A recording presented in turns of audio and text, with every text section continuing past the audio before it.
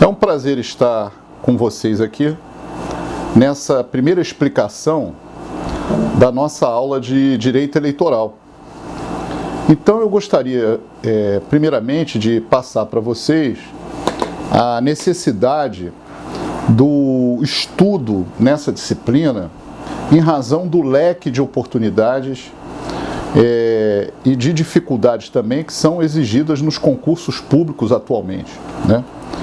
Então nós temos para o concurso de juiz, Ministério Público, da Magistratura, Defensoria Pública, MP Federal, Estadual, TREs, Tribunais Regionais Eleitorais, o Tribunal Superior Eleitoral.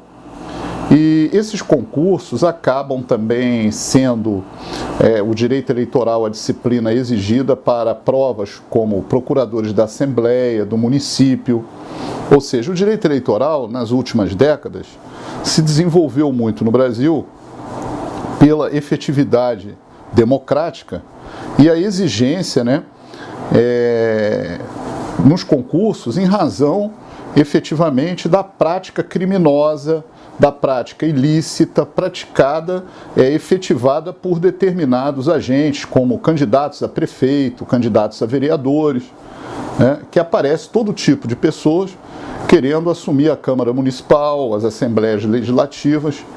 E esse tipo de campanha eleitoral, ela é uma campanha que exige uma certa observância muito rigorosa e necessária no Brasil atual da legislação em vigor.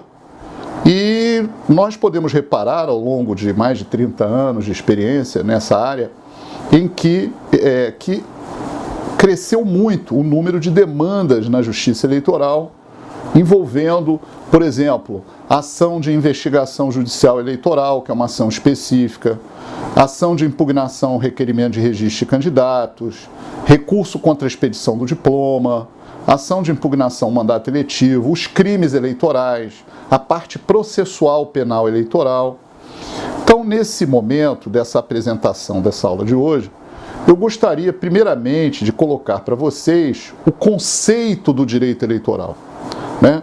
Esse conceito, claro, vocês vão obter em diversos livros especializados em artigos jurídicos que estão espalhados aí pela internet, pelo Brasil afora, nas livrarias, mas basicamente o que é importante você saber é o seguinte: você pode anotar aí no seu caderno, no seu computador, que o direito eleitoral, isso conceituando o direito eleitoral, ele é um ramo do direito público, naquela classificação do direito privado e público, ramo do direito público que disciplina as capacidades eleitorais ativas e passivas.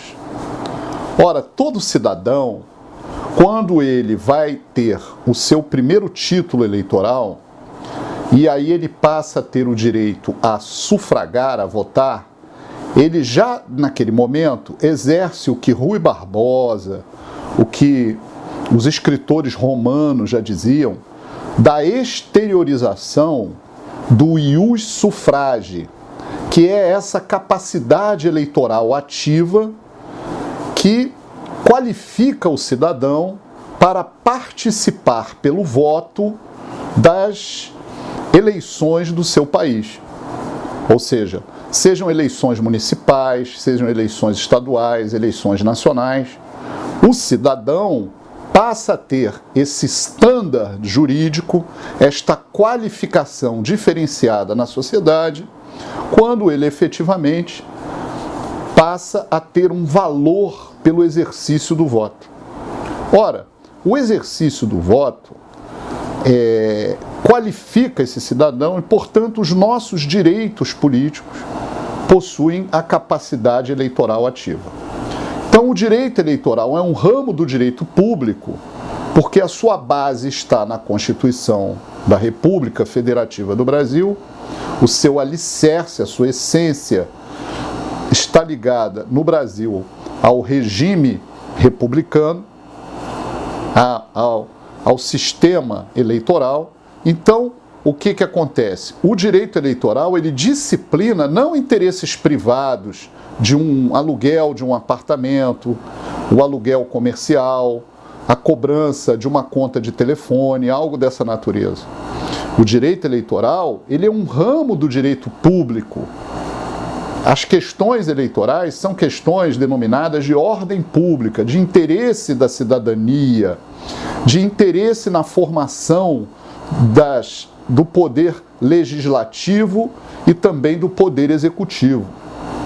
Ora, afinal de contas, nós elegemos o nosso presidente da República e o vice numa chapa una e indivisível. Elegemos os governadores e vices e prefeitos e vices, que são chefes do nosso poder executivo.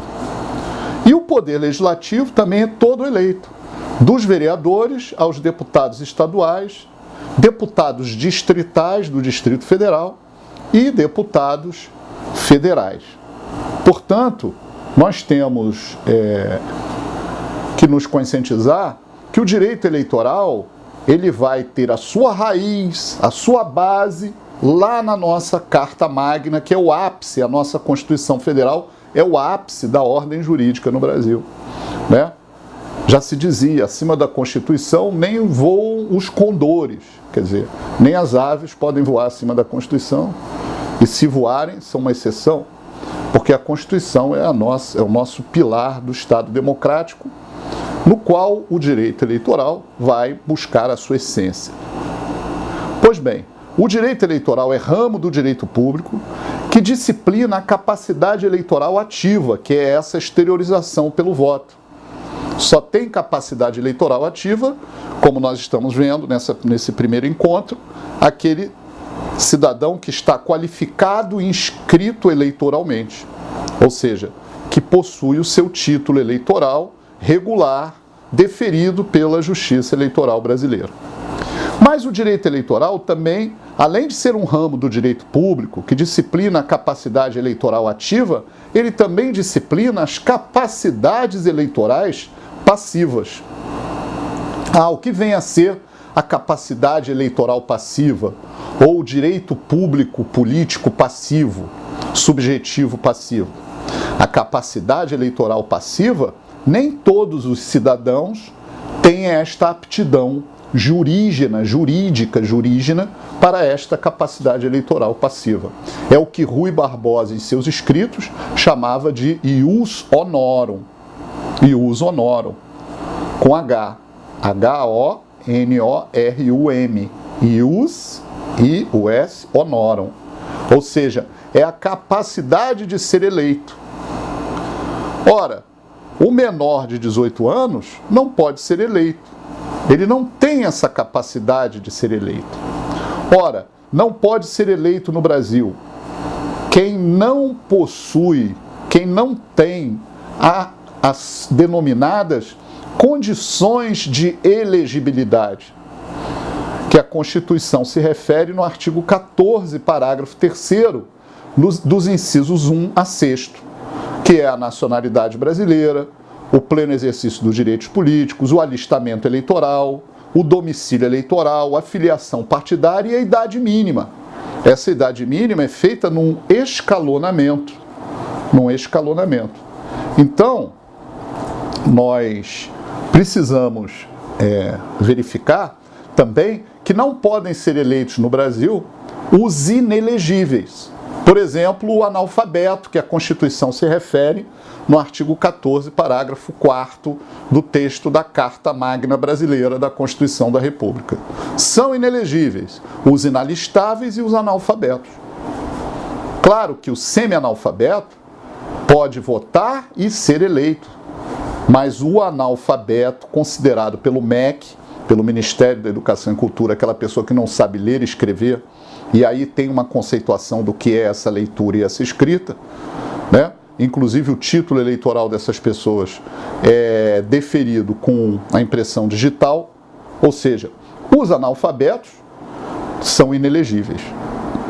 E também não podem ser eleitos todos aqueles que estão incluídos na nossa lei das inelegibilidades, que é a Lei Complementar número 64, de 18 de maio de 1990. Aliás, é uma lei muito pedida, muito requerida nos concursos públicos.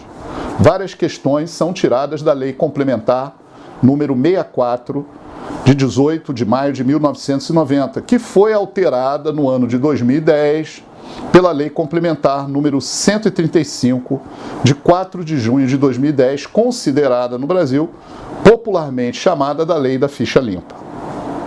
Então, voltando aqui, nos focando especificamente no conceito do direito eleitoral. O direito eleitoral é um ramo do direito público que disciplina as capacidades eleitorais ativas e o sufrágio, lembre-se, e uso honorum. Mas o direito eleitoral, ainda ampliando esse conceito, você pode anotar assim: é um ramo do direito público que disciplina as capacidades eleitorais ativas e passivas, os sistemas de ingresso nos mandatos eletivos, anote isso por favor, repetindo, sistemas de ingresso nos mandatos eletivos.